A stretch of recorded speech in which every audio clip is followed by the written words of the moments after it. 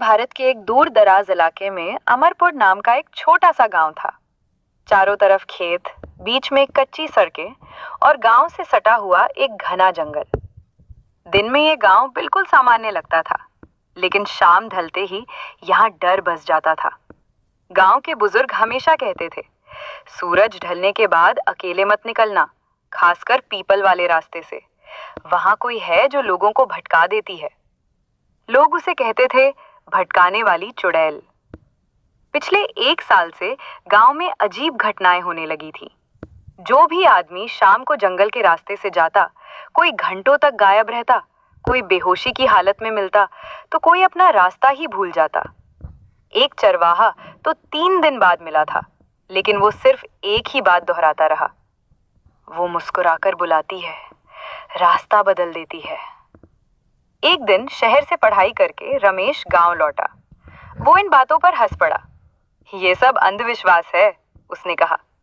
आज के जमाने में चुड़ैल हुड़ैल कुछ नहीं होती। उसकी माँ डर गई। बेटा, मजाक मत कर, रात को बाहर मत निकलना। लेकिन रमेश ने बात नहीं मानी। उसी रात रमेश अपने दोस्त सोनू के साथ खेतों की ओर निकल गया। चांद आधा छुपा हुआ था। हवा ठंडी और भारी लग रही थी। तभी दूर से घुंघरुओं की आवाज आई।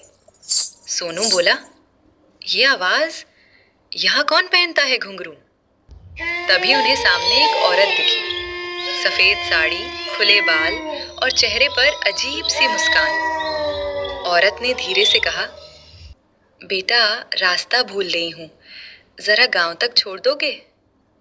उसकी आवाज बहुत मीठी थी। रमेश आगे बढ़ गया, लेकिन सोनू ने ध्यान दिया। उस औरत की परछाई जमीन पर नहीं थी।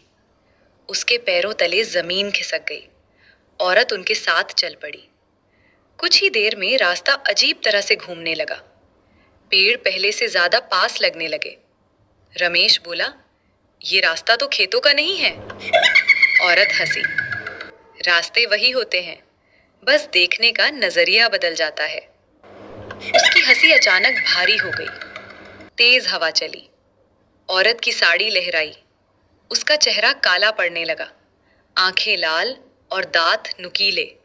वो गरजी, मैं हूं अमरपुर की चुड़ैल, जो लोगों को रास्ता भूलने पर मजबूर कर देती है। सोनू चीख पड़ा। दोनों भागे, लेकिन जंगल जैसे घूमने लगा। हर रास्ता फिर उसी जगह आ जाता। चुड़ैल बोली, जो डर, घमंड और लालच लेकर चलता है, वो कभी सही रास्ता नहीं पाता। रमेश गिर पड़ा। उसे दादी की बात याद आई। रमेश ने जोर से कहा, हनुमान जी का नाम लो। दोनों ने आंख बंद कर नाम लिया। अचानक तेज रोशनी फैली। चुड़ैल चीखने लगी, नहीं, अभी नहीं। तेज हवा चली और सब कुछ शांत हो गया।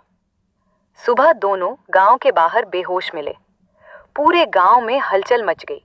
बुजुर्ग बोले, वो चुड़ैल रास्ता नहीं, इंसान की सोच भटकाती है। रमेश का घमंड टूट चुका था। सब कुछ शांत हो गया, लेकिन कुछ हफ्तों बाद फिर एक बच्चा भटक गया।